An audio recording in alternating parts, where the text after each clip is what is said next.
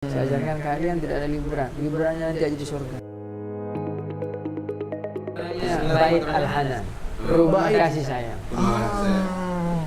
Karena memang di dalamnya kita kumpulkan anak-anak yang butuh kasih sayang. Dan semua anak-anak itu adalah anak yatim dan kurang mampu. Iya, yatim, piatu, duafa. Tiga. Kemudian yang keempat, mereka udah divorce orang tuanya. Korban divorce. Kita terima yang memang betul tidak mampu. Betul mampu ya Ustaz ya? Tidak mampu. Iya. Kalau misalnya dia yatim dan masih mampu punya banyak harta ya, dia bilang ya, cari pondok yang ini aja. Bait Al-Hanan. Al-Hanan, Masya Allah, rumah kasih sayang, Masya Allah. Nah, tapi kira-kira Ustazah, kalau misalnya ada muhsinin yang ingin membantu atau ikut serta itu kira-kira ada atau peluangkah menerima itu kira-kira gimana? Jadi gini Pak, kalau ada yang mau bantu silahkan bantu, tapi jangan apa istilahnya, jangan punya niatan lain. Contohnya, biar kita nggak ribet kan. Saya mau bantu sekian, tapi nanti saya jadiin pengurusnya. Saya bilang nggak usah. Ya. Jadi sekedar niat bantu, Ya, bantu dari leher. Putus saja pokoknya ya. Mau bantu apa misalnya, bantu beras kayak, mau bantu apa ya. Dan itu sudah ada ya seperti itu. Ada ya? Masya Allah. Itu tadi luar biasa. min haitsulayah tasib tadi ya. Sekolah, bangunan sekolah mungkin kan Bapak lihat. Gedung kanan kiri itu beda. Yang Karena mulai dari nol, kita tidak mencanangkan ini uang sekian dari mana uangnya. Jadi ketika dulu itu ada tetangga ngasih mobil Expas. Saya sudah punya mobil Kia. Lalu saya bilang, Pak, boleh izin nggak saya jual mobil Expasnya itu? Oh, boleh, itu sudah dikasih ke Pak Ustadz, terserah. Buat apa? Saya mau separuhnya buat beli beras, buat makannya anak-anak, separuhnya lagi buat modal bangunan. Ayo sudah silahkan. Saya jual. Masya Allah. Saya modal 5 juta, dapat bantuan mobil tuh, dapat lagi 15 juta terus. Akhirnya bangun juga. Jadi sedikit cerita ya Bapak ini. Ya. Kemarin saya ke sana nih. Nah itu penasaran nih, sebentar Pak Dini. Saya tuh nggak ngebayangin, ini di sebuah perumahan, ya kan di Limus ya kalau nggak salah, Limus Pratama ya. Ngebayangin ini adalah memang hanya rumah dijadikan pondok, ataukah ada tanah, sebidang tanah, terus dibangun sekolahnya, rumahnya. Itu coba Pak Dini yang udah pernah ke sana ceritain Pak. Jadi unik. Seru nih kayaknya nih. Jadi rumah pertama beliau itu udah jadi pesantren utamanya, kelas Masya Allah. 3 lantai. Itu rumah pertama ya? Iya, rumah pertama ya? Dari cerita yang nyicil ya. Oh, Jadi ada iya. Rumah pertama yang dipilih setelah menikah. Rumah pertama itu Perjuangan ya. Beli kapling sebelahnya. Nah, sekarang udah dibangun 3 lantai, Pak. Nah, terus untuk asrama itu di gang sebelahnya. Itu asrama putri. Nah, gang sebelahnya asrama putra. Nah, terus di sepanjang asrama itu ada kapling juga, rumah-rumah juga yang ada yang sewa, ada yang dipinjamkan, kayak itu buat dapur. Itu dapur. Yang masak itu ya santri juga, Pak. Tidak ada tukang masak. Yang masak santri. Makan, minum. Iya. Kita ajakan gini Pak. Gimana Saat? Boleh cerita Saat? Pancajiwa Pondok itu kan ada kesederhanaan, Panca 5 berarti ya? keikhlasan, kesederhanaan, kemandirian, ya, ukhuwah, kemudian kebebasan. Masya Allah. Jadi kita ajarkan ke mereka ini, termasuk bagian dari pendidikan bagi mereka adalah belajar masak sendiri, makan sendiri. Cuman kita atur. Jadi kita kasih piket, belajar masak. Jadi kita bisa melihat kinerja mereka itu. Jadi bukan hanya belajar ilmu, masukin ilmu ke otak, tapi enggak dimasukkan ke seluruh anggota tubuhnya. Jadi pagi mereka belajar, sore mereka berkegiatan. Kegiatan diantaranya ya piket masak itu. Jadi mereka masak bersih-bersih. Dulu pernah kita pakai pembantu. Ada pembantu ya? Tapi nggak mendidik malah pembantunya ngajarin ini itu dan ke santri. Wah ini nggak efektif, mengganggu.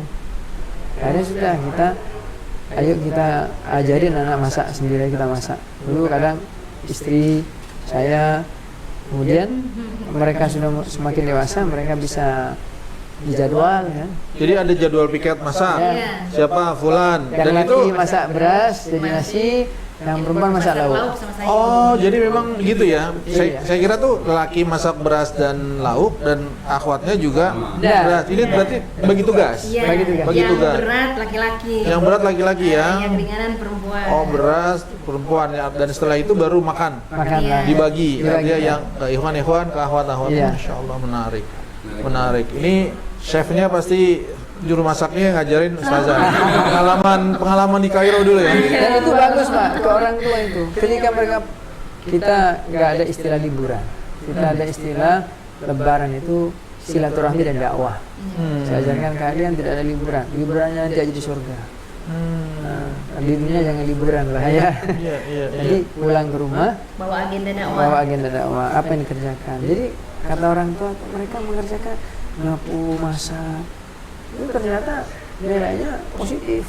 Artinya pekerjaan yang dilakukan di Di pondok. Baitul Hanan di pondok itu di rumah diimplementasikan lah, masya Allah, ini luar Harus biasa. nih. checklist juga nanti Pak. Oh, ada rapot ya? Iya, Ustazah. jadi tiap anak tuh bawa agenda kalau pulang itu. Dan itu disetorkan ketika kembali ke Iya. Ustazah? Iya. Oh, ini Dan kita tanya sebulan. ke orang tuanya Pak, gimana anak bapak. Jadi dari sekian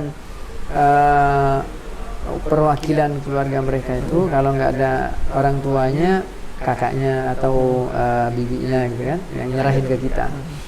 Dan itu mereka sebagian besar sangat bagus sekali. Anak-anak pulang itu mereka nyuci sendiri. Dulu sebelum mondok tuh kadang lempar baju suruh cuciin ke orang tua. Sekarang marah baju saya dicuciin Ustaz gitu. Baju orang tuanya dicuciin. Masya Allah. Ya Allah, mantap ini Pak. Pembiasaan kan? Biasa. Pembiasaan. Kayaknya kita harus, saya harus ke sana nih kayaknya. Bapak lihat bapak nangis. Saya sudah nangis. Masya Allah. Nah, Ustazah kira-kira apa sih kesan selama ini udah berapa tahun? Berapa dari 11 ya? 11 tahun. Kesannya apa sih Ustazah? Artinya artinya kan nggak mudah ya. Mulai dari awal dari rumah sendiri ya kan. Terus sekarang Masya Allah udah ada apa namanya cucu ya kan. Ada anak gitu ya yang sukses keluar. Terus kesannya apa sih? Ya kan yang ternyata cita-cita awal ya kan mulai dari dakwah ternyata cita menjadi pesantren sekarang udah punya hasil tuh kira-kira gimana Ustazah? Kesannya apa? Ada kebahagiaan tersendiri dari awal ngurus anak-anak, dari tidak tahu menjadi tahu, dari bandel menjadi baik, dari punya kebiasaan mencuri jadi memberi, ya kan multi anak-anak ini. Ada yang mencuri, ada yang lompat ke genteng, masuk ke kamar saya ngambil apa aja yang ada di kamar saya gitu kan. Cuman apa namanya di sini nih, oh kok bisa ya? Ini kan anak yatim. Jadi anak yatim memang harus anak yatim itu ya begitu. Kadang mengundang apa? Menguji kita. Tapi ya kita harus tetap kembali ke yang di atas kan. Yang kita urus nih anak yang nggak ada orang tuanya, yang orang tuanya ada tapi nggak paham pendidikan. Ada yang orang tuanya tapi sudah bercerai. Jadi mereka butuh sosok. Butuh sosok ayah, butuh sosok ibu. Maka saya berdoa mesti ini, walaupun banyak apa hal-hal yang mungkin bagi kita apa namanya kan ngurus anak banyak. Kadang anak kita anak sendiri kadang terbengkalai. Tapi ada kenikmatan tersendiri. Apa namanya membahagiakan anak-anak itu. Jadi bagi kita setelah melihat mereka baik, setelah keluar dari pondok mereka bisa berjalan sendiri, bisa mandiri. Nah itu ada apa istilahnya? Ada kenikmatan sendiri nggak bisa kita ungkapkan. Ustazah, kira-kira ada doa khusus nggak Ustazah waktu dari awal mintanya sama Allah itu gimana sih? Iya kan? Iya kan artinya kan Allah mengabulkan apa yang dicita-citakan oleh Ustaz dan Ustaz. Ada doa khusus nggak sih Ustazah? Ya kan ada pengetuk pintu langitnya itu apa sih gitu kan? Karena kan Allah supaya membuka ya kan mengijabah itu apa? Ada doa khusus nggak kira-kira Ustazah? Kalau doa khusus sih setiap doa saya rasa semuanya khusus ya. Khusus ya? Kita ingin semuanya tuh menembus langit dan yang tertinggi kan gini. Ada yang bentuknya materi yang kita cari, ada yang bentuknya yang imateri. Iya. Yang imateri itu kan ridho Allah yang sulit kita Imateri, jabarkan ya. Ya. Nah, sementara yang materi yang kita minta kepada Allah itu kan jannah. Tapi kan jannah itu batasannya batasan khauf. Goalnya itu jannah. Batasan berarti ya. takut. Takut, Ya, ya. seperti anak kecil takut kalau dihukum ibunya. Ya. Maka yang kita minta itu kita masuk surga, jauhkan dari neraka. Tapi itu masih kecil materi. Ya. Yang kita cari yang lebih tinggi, Ya. yang imateri, ridho Allah. Apapun ya Allah yang Engkau berikan, selama itu yang terbaik, didik hamba untuk mendapat ridho-Mu. Apapun yang Engkau berikan ya Allah. Nah itu. Jadi ya kita kan sebetulnya dengan pesantren ini bukan anak-anak yang beruntung, Bapak. Sebetulnya beruntung mendapatkan kesempatan itu saya dan Masya Allah. abinya. Gitu. Ya, Jadi ya. orang lain mencari untuk bisa menyalurkan uang, mencari untuk bisa ngasuh anak, orang masih mencari. Kita Allah datangkan. Sebetulnya keuntungan itu Allah berikan kepada kita. Nah, gitu. Jadi kalau saya secara pribadi ini sudah syukur yang luar biasa dengan ilmu kami yang tidak banyak, dengan pengalaman kami yang tidak ada, tapi Allah masih memberikan kesempatan kepada kita, yaitu masih alhamdulillah.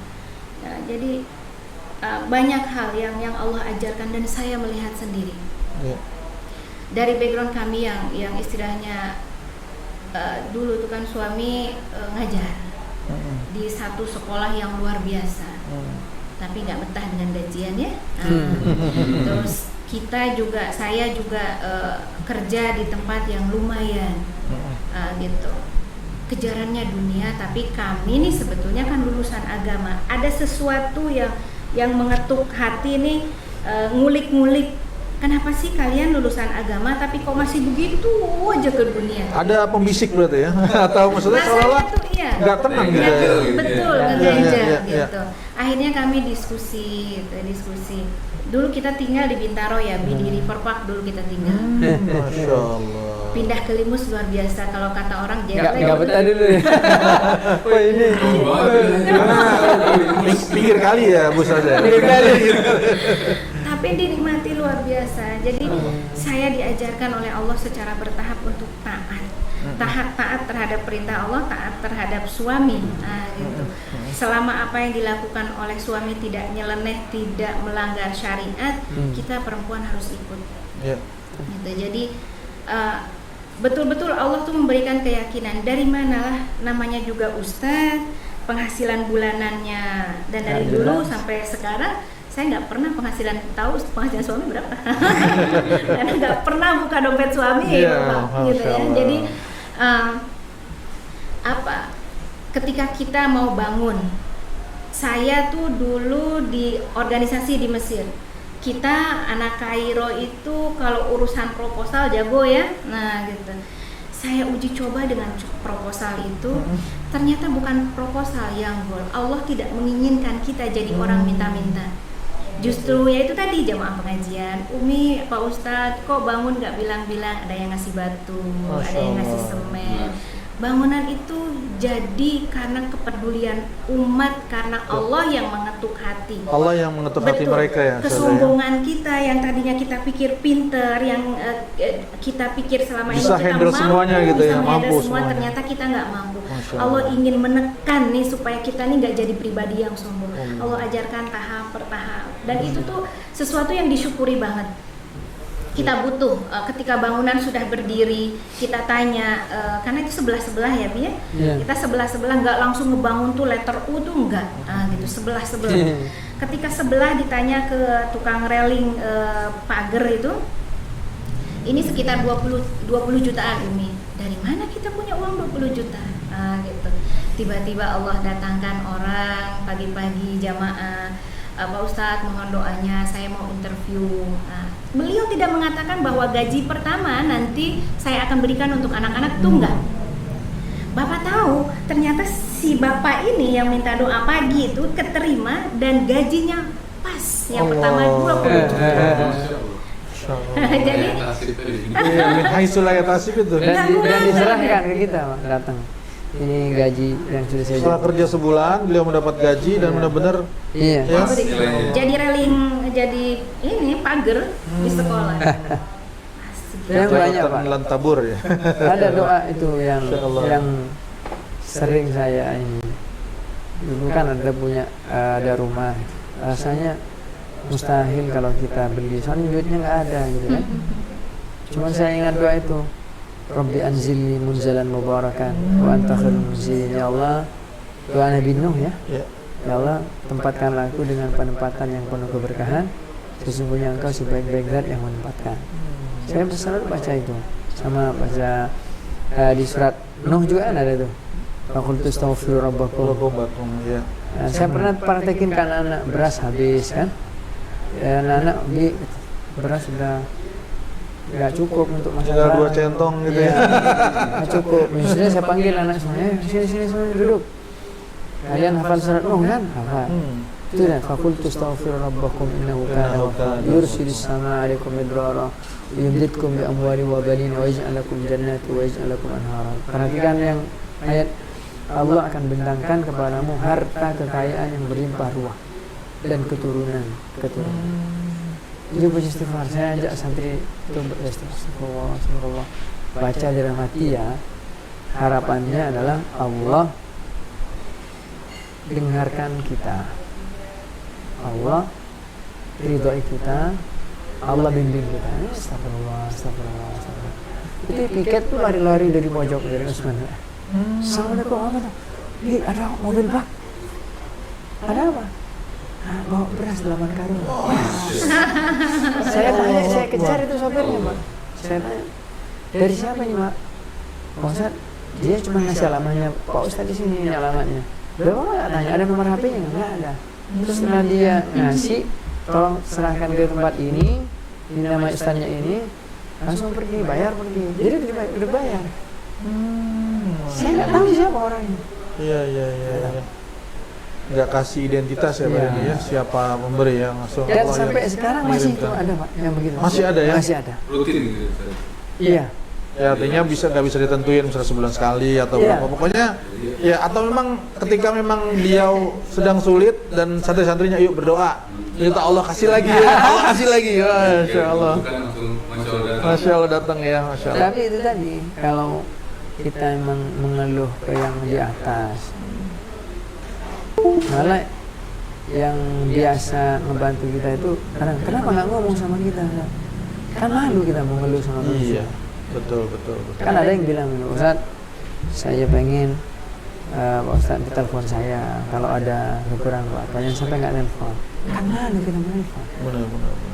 Kita telepon yang di atas saja kan. Nah, langsung, ya kan, langsung mengetuk pintu Allah ya kan. Ya kira-kira ini banyak hikmah loh Pak Denny ya. Saya ngomong.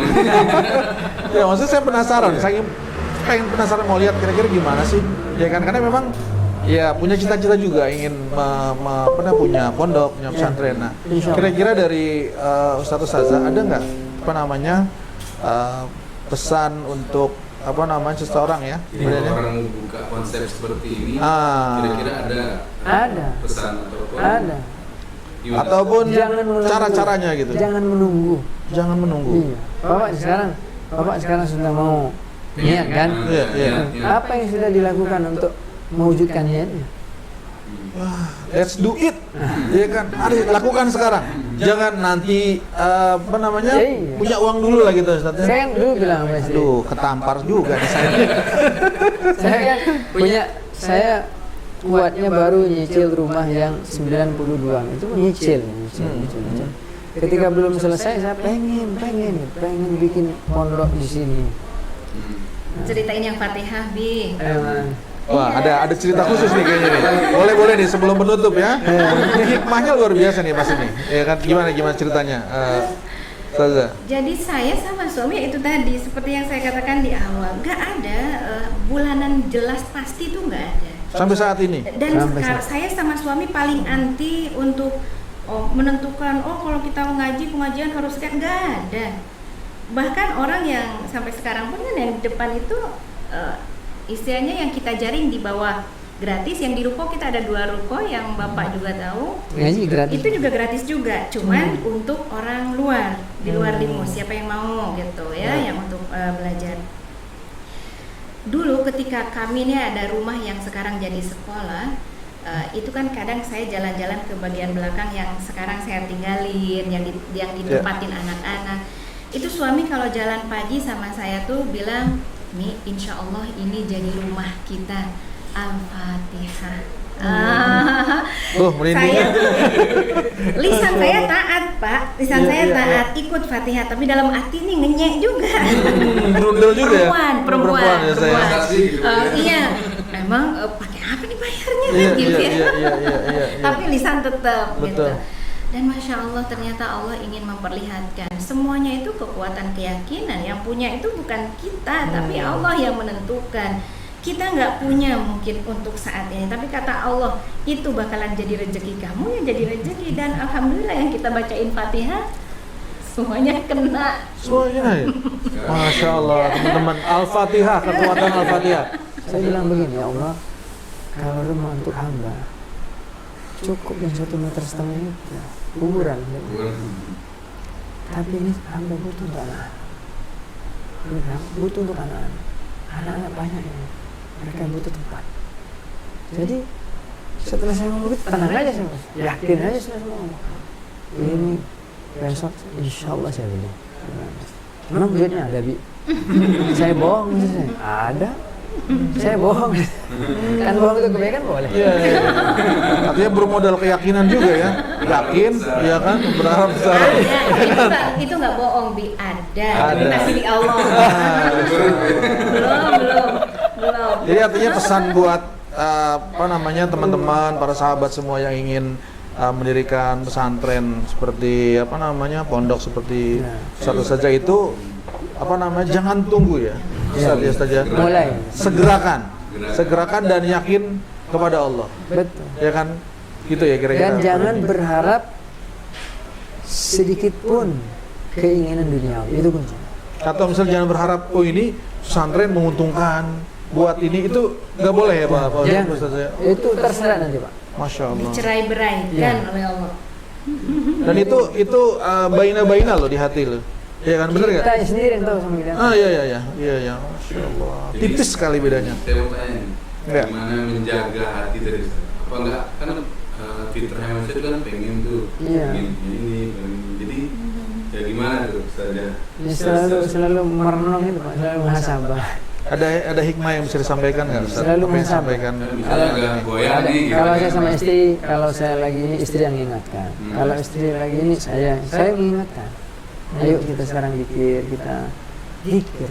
Ada zikrillah tatma'innul qulub. Kan segala kegoyangan itu datangnya dari tidak ingatnya kita kepada Allah. Kan di ayat itu begini, wa may ya'shu an dzikrir rahman nuqayyid lahu syaitanan fahuwa lahu qarin.